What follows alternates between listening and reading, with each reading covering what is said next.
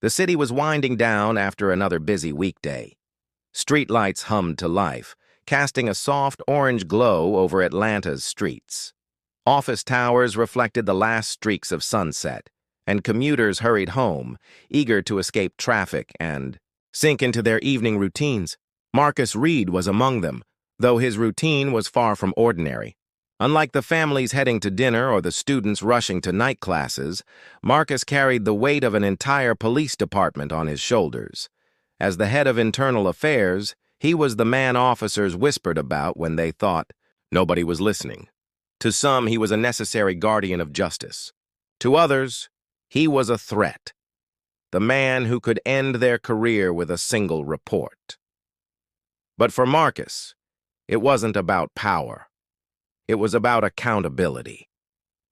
He gripped the steering wheel of his black sedan, his tailored navy blue suit pressing against the leather seat.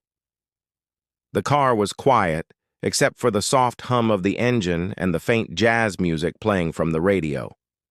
He had just left a long day of reviewing misconduct files, cases ranging from excessive force to corruption, and he was mentally exhausted.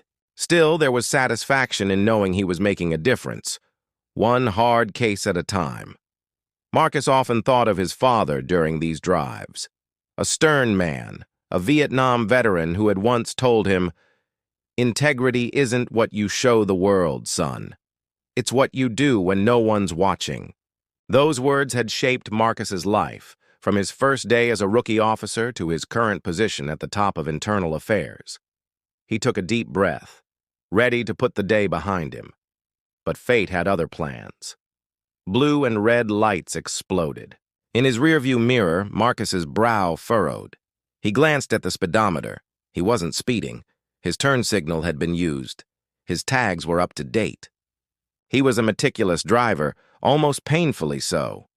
He eased the car toward the curb, signaling as he pulled over. Years of experience kept his movements calm and deliberate. Still, a quiet tension began to simmer beneath his composed exterior. Chopper, patrol car, stopped behind him.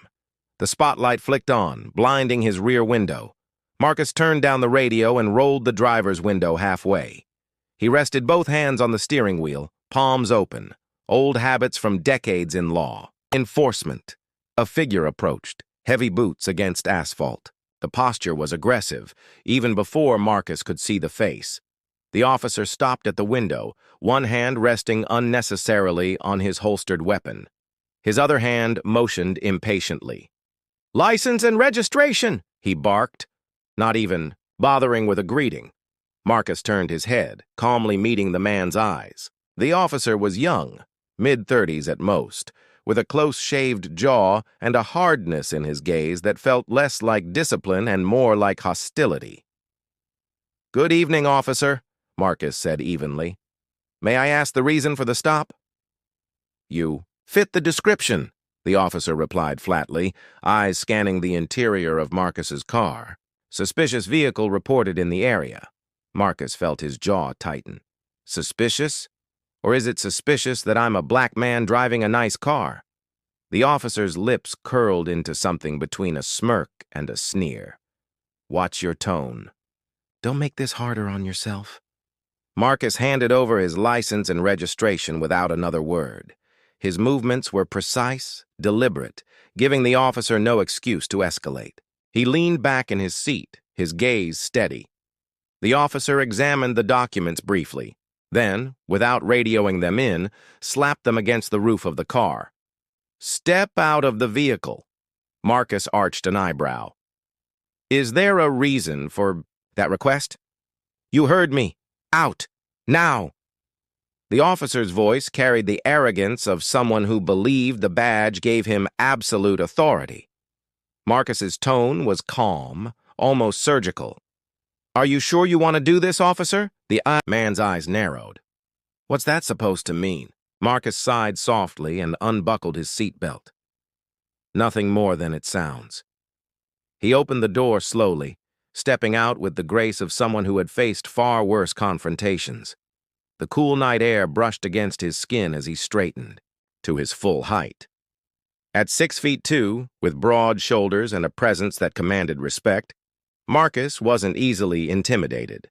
Still, the officer squared up, puffing out his chest. "People like you need to learn respect." The words hung heavy in the air. Marcus had heard variations of them his entire life, on playgrounds, in classrooms, even in precinct locker rooms when he was a young recruit. But they carried a different weight coming from someone wearing the same badge Marcus had sworn to honor. He studied the officer in silence, the glow of the patrol car's lights reflecting off his glasses. Behind that calm stare was a storm of thoughts. This wasn't just about one bad cop flexing his authority.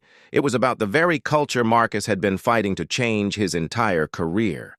The officer shifted, clearly expecting compliance, or maybe fear. Instead, Marcus's silence unnerved him. "Hands on the hood," the officer ordered, his hand twitching near his holster again. Marcus tilted his head slightly. "Officer, what's your name?" The man hesitated, thrown off by the question. "Blake," he snapped. "Now do as I said." Marcus nodded slowly, as though committing the name to memory. "Officer Blake, I want you to remember this moment." Blake scowled. "What's that supposed to mean?" Marcus took a deep breath, his hand moving toward the inside pocket of his suit jacket. He did it slowly, deliberately, his eyes never leaving Blake's. "Careful!" Blake barked, his hand now gripping the handle of his gun. "Don't make me think you're reaching for something." Marcus's voice was smooth as glass. "Relax, officer. I'm not armed. At least not in the way you think." His fingers closed around the cool leather of his badge case. He pulled it out with deliberate calm, flipping it open to reveal the gleaming insignia of the Internal Affairs Division. The night went still. Blake's face drained of color. His eyes darted from the badge to Marcus's steady expression as, though struggling to process what he was seeing. You're IA?" His voice cracked with disbelief. Marcus didn't flinch. "Not just IA, Officer Blake, I'm the head of the department. Which means, starting tomorrow, this stop, your stop, will be under review. Every word, every gesture, every second." Blake's mouth opened and closed like a fish gasping for air. The confidence, the swagger, the arrogance, it was gone. All that remained was panic. Marcus let the silence stretch, the weight of his words sinking in. Finally, he leaned closer, his voice quiet but razor-sharp. "The badge is supposed to stand for justice. Tonight, you forgot that." He snapped the badge case shut with a finality that made Blake flinch. Marcus tucked it back into his jacket and stepped toward his car. He opened the door, slid inside, and rolled the window down one last time. "Remember this moment, Officer Blake," he said softly, "because I promise you, I will." Then he drove off into the night, leaving Blake standing in the flashing lights of his own patrol car, the realization dawning on him that his career was hanging by a thread. For Marcus Reed, the night was far from over, because this stop wasn't just a confrontation, it was the beginning of a reckoning. The night was quiet as Marcus Reed's sedan rolled smoothly down Peachtree Avenue, the soft hum of the engine almost meditative. The flashing blue and red lights had disappeared in his rearview mirror, but the confrontation clung to his thoughts, like smoke after a fire. He had been through countless traffic stops in his life, some routine, some questionable, but this one was different.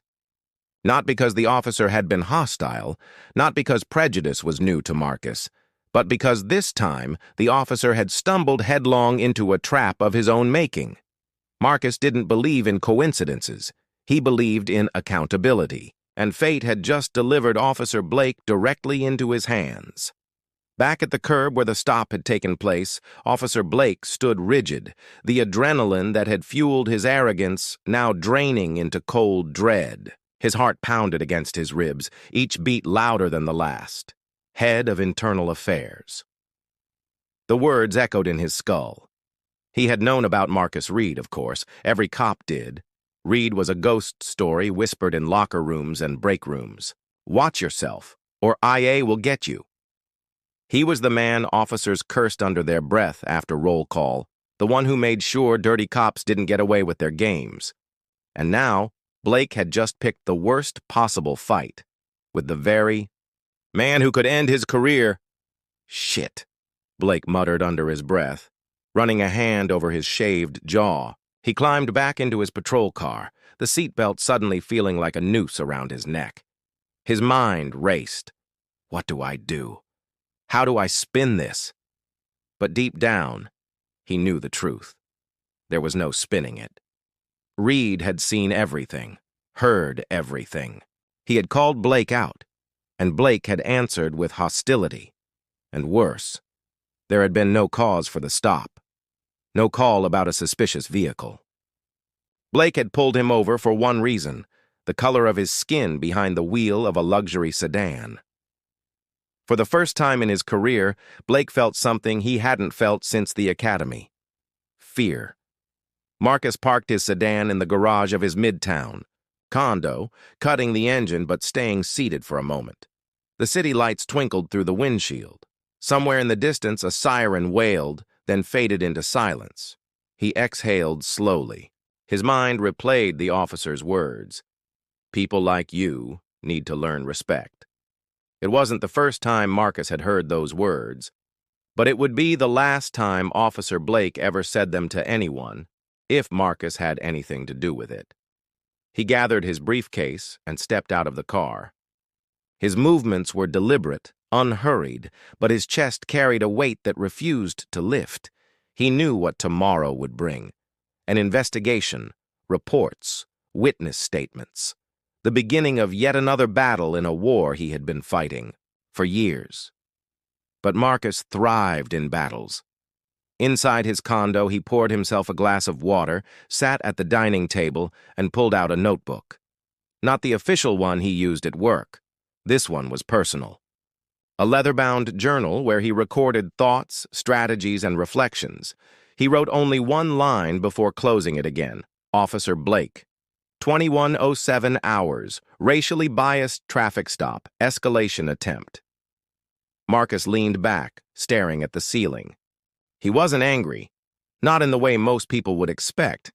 He was resolute. Anger clouded judgment, but resolve sharpened it. Tomorrow, he would sharpen it into a blade. By midnight, Officer Blake was still wide awake, pacing the cramped living room of his apartment. His uniform shirt hung over the back of a chair, wrinkled, from being tossed aside in frustration. The TV blared in the background, muted on a sports channel, but his focus was elsewhere. He sat down heavily on the couch, rubbing his temples. Maybe Reed won't follow through. Maybe he'll let it slide. But even as the thought crossed his mind, Blake knew it was a lie. Marcus Reed didn't let things slide. Ever. The panic spiraled. What if he was suspended? What if he was fired? What if word got out to the public? His name, his face, plastered all over the news. Racist cop targets head of internal affairs. Blake swore under his breath and grabbed his phone. He considered calling his sergeant, maybe spinning the story first. But then he remembered Marcus's words. Every word, every gesture, every second. It was too late. Reed would already be writing it down, documenting everything. Blake threw the phone across the couch and buried his face in his hands. He wasn't scared of Marcus Reed, he told himself. He was scared of what Marcus represented, the end of his unchecked authority. The next day, morning sunlight streamed into the Internal Affairs office. The building had a different atmosphere compared to the precincts scattered across the city. Where other units buzzed with chatter and movement, IA was quiet, almost surgical in its precision. Investigators moved like surgeons, careful and deliberate, each step calculated. Marcus entered the building with his usual calm stride, nodding to the receptionist before heading straight to his office. The door clicked shut behind him, muting the faint hum of activity outside. He placed his briefcase on the desk, opened it, and pulled out the folder labeled Officer Blake, Incident Review. The case had already begun. Marcus spent the next few hours compiling everything: dash cam requests, patrol logs, dispatch records. IA moved fast, and Marcus made sure of it. Every thread of evidence would be pulled, examined, and tied into a rope strong enough to hang the truth out in the open. At 10:30 a.m., his assistant knocked. "Detective Simmons is here for the morning briefing." Marcus nodded. "Send him in." Simmons was one of his most trusted investigators, a sharp mind, meticulous, and with a moral compass as steady as Marcus's own. He entered with a tablet in hand, greeting Marcus with a respectful nod. "Morning, sir. I've already flagged the dash cam footage from Blake's patrol car," Simmons reported. "It's bad." Marcus leaned forward. "Show me." The tablet lit up with grainy footage. The scene unfolded almost exactly as Marcus remembered. Blake's aggressive stride to the window, the harsh demand for documents, the sneer in his voice. And then came the line. "People like you need to learn respect." Simmons's jaw tightened. "That's the kind of statement we can't scrub even if we wanted to. It's damning." Marcus's expression didn't change, though inside a familiar heaviness settled in. He had seen too many careers end this way. Too many men like Blake who thought the badge gave them license to abuse. "Schedule him for an interview this afternoon," Marcus said. "No delays." "Yes, sir." The confrontation. The interrogation room was sterile, its white walls and fluorescent lights designed to make anyone sitting inside uncomfortable. Officer Blake sat at the table, shifting in his chair, sweat beading at his temples. The door opened, and Marcus stepped in. He didn't rush. His movements were slow, deliberate, controlled. Blake felt the weight of them with every step. Marcus placed a folder on the table, sat across from him, and clasped his hands together. For a long moment, he said nothing. The silence pressed down like a physical force. Finally, Marcus spoke. "Officer Blake." Blake swallowed hard. "Sir, do you know why you're here?" Blake licked his lips. "It was a misunderstanding, a routine stop that—" Marcus raised a hand, cutting him off. "A misunderstanding? Because from where I'm sitting, it looked very deliberate." He slid the tablet across the table. The dashcam footage played, filling the room with Blake's own voice. "People like you need to learn respect." Blake's face drained. I didn't mean it like that." Marcus's eyes locked onto his. "Then how exactly did you mean it?" Blake stammered. "I was under pressure. I thought—" "You thought what?" Marcus's voice was calm but sharp, each word a scalpel cutting deeper.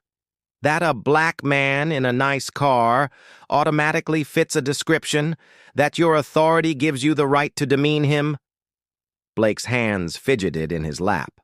I made a mistake." "No," Marcus said, leaning forward. "You revealed who you really are when you think nobody is watching. And unfortunately for you, everyone will be watching now." The silence that followed was crushing.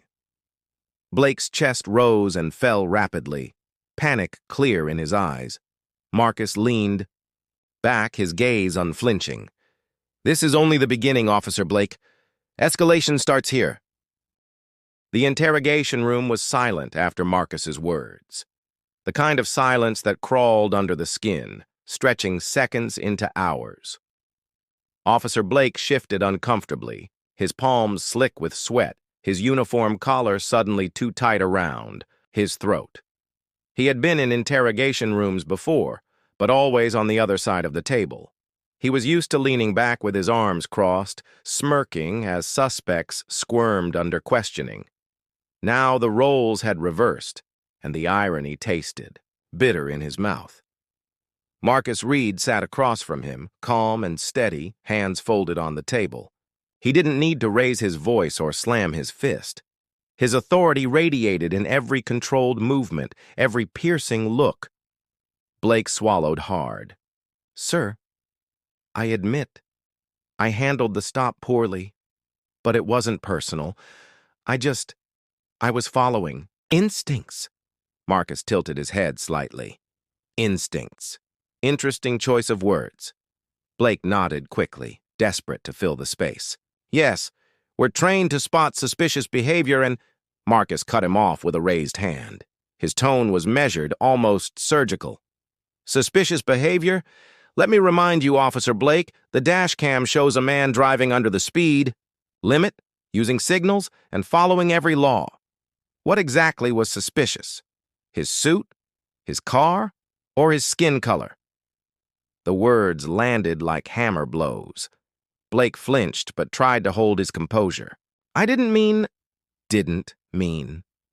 Marcus leaned forward, his eyes sharp as blades. "You told me, quote, people like you need to learn respect. Do you deny saying that?" Blake froze. He had no excuse. The recording was undeniable. Marcus continued, his voice low and even. "You weren't enforcing the law that night. You were enforcing your prejudice. And now, here we are." Blake's hands trembled slightly as he clasped them together on the table. His whole career flashed. Before him, years of long shifts, late nights, and sacrifices. The uniform he had once worn with pride now felt like a shackle tightening around his chest. "Sir, please," he said, his voice breaking with desperation. "I've got a family, a mortgage, kids who depend on me. Don't let this one mistake—" Marcus's jaw tightened, but his voice remained steady. "One mistake? Officer Blake, you didn't stumble into this behavior last night. This wasn't a slip of the tongue. This was a window into who you are when you think no one important is watching." Blake's eyes darted nervously around the room. "I can change. I'll do sensitivity training. I'll take any suspension. Just don't end my career." For the first time, Marcus allowed a hint of emotion to show. Disappointment. "You want me to believe that losing your badge is what will finally make you change. But the truth is, you should have changed long before I ever sat across from you." Blake's shoulders slumped. His voice dropped to a whisper. "You're going to end me?" Marcus didn't answer immediately. He let the silence speak first. As Marcus sat there, he felt the weight of years pressing down. This wasn't just about Officer Blake. It was about every Blake he had encountered in his career. The officers who let arrogance corrode their duty, who confused authority with superiority, who believed justice was theirs to twist. He thought of his father again, the old veteran who had seen the ugliness of the world and still told his son to stand tall. Integrity isn't what you show the world, son. It's what you do when no one's watching. Marcus had lived by that code, and now he would make Blake live with the consequences of failing it. He leaned back slightly, his eyes never leaving Blake. "Do you know what internal affairs represents, officer?" Blake shook his head weakly. "Accountability?" Marcus said firmly. "Not vengeance, not politics, accountability. We are the mirror that reflects who an officer truly is. And when that reflection shows rot, we don't turn away. We expose it." Blake lowered his gaze, shame creeping into his expression. Marcus opened the folder on the table. Inside was a neatly organized stack of documents: the incident report, the dash cam transcript, the patrol log. He slid the folder toward Blake. "This," Marcus said, "is your career on paper. Every second of that stop documented, analyzed, and preserved. By tomorrow morning, it will be in the hands of the review board, and by next week, you'll be facing disciplinary hearings." Blake stared at the folder as though it were a loaded weapon pointed at his chest. Marcus continued, his voice unwavering. "You see, last night wasn't about me. It was about every citizen you might have stopped tomorrow, or the day after, with the same bias and the same arrogance. You revealed yourself when you thought I was just another black man you could intimidate. But I'm not just another man. I'm the one who holds the line between officers who serve justice and officers who disgrace it. Blake's face crumpled. Please, Marcus, sir, I'll lose everything. Marcus's gaze hardened. You chose the moment you told me people, like you need to learn respect. You weren't talking to Marcus Reed. You were talking to every black citizen you've ever pulled over. And now, finally, you'll face what they never could give you. Consequences. The words hit like a final gavel strike. The room was suffocatingly quiet. Blake sat motionless, tears pricking the corners of his eyes, his once arrogant posture broken into something small, almost pitiful. Marcus, however, felt no triumph, only a heavy sense of inevitability. This wasn't a victory. It was necessary justice. He stood, collecting the folder, and tucked it neatly under his arm. The review board will contact you. Until then, you're suspended effective immediately. Turn in your badge and weapon by the end of the day. Blake's lips trembled as he whispered, It's over, isn't it? Marcus paused at the door, his hand resting on the handle. He looked back once, his expression unreadable. No, it's just beginning. For you, it's the end of the illusion that the badge makes you untouchable. For the department, it's a reminder that we are accountable. Always. With that, Marcus opened the door and walked out, leaving Blake alone in the sterile room, the weight of his downfall pressing against him from all sides. That evening, Marcus returned home, exhausted but resolute. He loosened his tie and sat on the balcony of his condo, watching the city glow under the stars. The glass of water in his hand reflected the lights like tiny sparks. He thought again of his father, of integrity, of the countless citizens who had no idea that the system had almost failed them once more. He thought of Blake, not as a man, but as a symbol of the rot that still lingered in the ranks. And he thought of tomorrow and the day after, and the endless work ahead. For Marcus Reed, the reveal wasn't about Blake's fall. It was about showing the department, the city, and himself that justice could still cut through the darkness.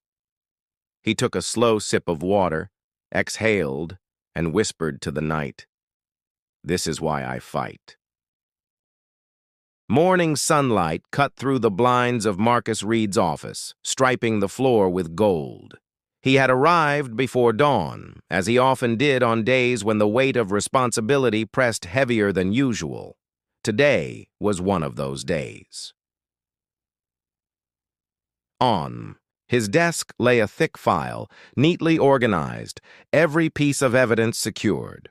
The folder didn't just hold Officer Blake's misconduct, it represented years of battles Marcus had fought to uphold the very integrity of the badge. Every document was a brick in the wall of accountability he had been building his entire career. He leaned back in his chair, exhaling slowly. Today wasn't about revenge. It wasn't even about Blake anymore. It was about the department, the city, and the principle that no one, not even those who wear the uniform, stands above justice. By mid-morning, the conference room was filled. The Internal Affairs Review Board sat at one end of the long table, a mix of senior officers, legal, advisors, and civilian oversight members. At the opposite end sat Officer Blake, his uniform neatly pressed but his face pale and drawn. Marcus entered with calm precision, the file tucked under his arm. As he took his seat, the murmur of the room quieted. He was not just a participant. Here. He was the man who set the tone, the one whose reputation for fairness carried weight heavier than rank. The chairwoman, a sharp-eyed civilian with decades of legal experience, opened the session. We are here to review the conduct of Officer Daniel Blake regarding an incident that occurred on Peachtree Avenue at approximately 21:07 hours. Mr. Reed, you may proceed. Marcus rose, his presence commanding. He opened the file, sliding several documents across the table. Ladies and gentlemen, what you'll find here is not speculation. It is not hearsay. It is a detailed account of a traffic stop that violated both protocol and principle. He tapped the top page. The dashcam footage shows Officer Blake conducting a baseless stop of a compliant driver. There was no radio dispatch of a suspicious vehicle. No traffic violation committed. The only factor at play was the driver's appearance. Blake shifted uncomfortably in his seat, but Marcus pressed on. In the footage, Officer Blake can be heard saying, "People like you need to learn respect." That statement is not just unprofessional. It is prejudiced. It reflects bias unbecoming of any officer sworn to protect and serve without discrimination. A murmur rippled through the board. Some exchanged glances. Others scribbled notes. Marcus continued, his voice steady but firm. If this stop had involved any other citizen, the victim might never have had the chance to hold the officer accountable. But I was that citizen. And it is my duty, not just as the head of internal affairs, but as a man who believes in justice, to ensure that this misconduct is addressed. He stepped back slightly, letting the weight of his words settle. The chairwoman turned to Blake. "Officer Blake, you may respond." Blake stood, his hands trembling slightly as he gripped the edge of the table. "Ma'am, members of the board, I know how this looks. I know the words I used were wrong. But I swear to you, I'm not a racist. I was under pressure. My instincts took over and I—" "Instincts?" Marcus interjected sharply, though his tone remained controlled. "Bias is not instinct, officer. It's conditioning. And unless it's addressed, it poisons the well for everyone who wears this badge." Blake's voice cracked. "I've served this city for years. I've risked my life on the streets. Doesn't that count for something?" The chairwoman's gaze was cool. "Service does not excuse misconduct, Officer Blake. If anything, it makes it more important that your behavior reflect the values of this department." Blake's shoulders slumped, his eyes darting desperately between board members. He looked like a drowning man searching for a rope, but none was thrown. After hours of deliberation, the board reconvened. The room was thick with tension, every tick of the clock echoing like a drumbeat. The chairwoman cleared her throat. "Officer Daniel Blake, the review board finds your conduct in violation of departmental policy, ethical standards, and the oath of service. Effective immediately. You are terminated from duty, with your badge and service weapon permanently revoked." The words struck Blake like a physical blow. He slumped in his chair, his face hollow, as though the life had been drained from him. Marcus, however, remained impassive. He hadn't come for spectacle. He had come for accountability, and accountability had been served. The chairwoman turned to Marcus. "Mr. Reed, thank you for your diligence. Without your intervention, this misconduct may have gone unaddressed." Marcus nodded respectfully but said nothing. Justice wasn't something to celebrate. It was something to uphold. That evening, the department buzzed with the news. Word spread quickly. Officer Blake had been terminated, the result of a stop, gone wrong. Some officers muttered under their breath, uneasy about internal affairs reach. Others, the quieter majority, felt a surge of respect. Marcus walked the halls of the precinct with his usual calm stride. He could feel the eyes on him, the whispered conversations that trailed in his wake. Some saw him as a threat. Others saw him as a shield. Both were true. As he passed a group of younger recruits, one of them, a woman fresh out of the academy, straightened her posture and nodded at him. Her eyes carried something he didn't always see in rookies: trust. Marcus returned the nod. That was enough.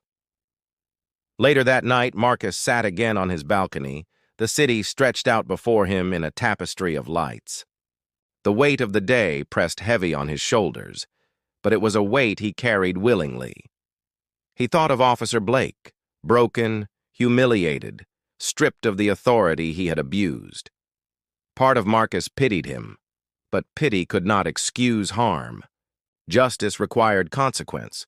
He thought of the department, of the long road still ahead. Blake was just one man, But his fall sent a message louder than any speech Marcus could give. The badge is not a shield for prejudice. It is a responsibility. And finally, he thought of his father. The words came back to him like a mantra.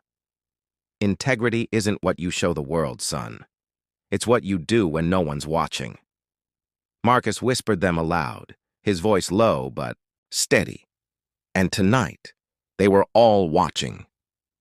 He raised his glass of water to the city, to the citizens he served, to the idea of justice itself. Then he drank deeply, letting the cool liquid wash away the dryness in his throat. The next morning, as Marcus walked into his office, a memo sat on his desk.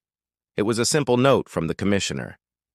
Thank you for reminding us what the badge means. Marcus placed the note inside his personal journal, where he kept the words that mattered most. He didn't need recognition. But reminders like this fueled his resolve. He sat at his desk, opened a fresh case file, and began to read. Because there would always be another case, another officer, another test of integrity. For Marcus Reed, the fight was never over. But as long as he held the line, justice would never be silenced. And somewhere in the city, under the quiet hum of streetlights and the glow of neon signs, citizens slept a little safer, unaware of the man who had stood in the shadows to ensure their trust in the badge was not betrayed.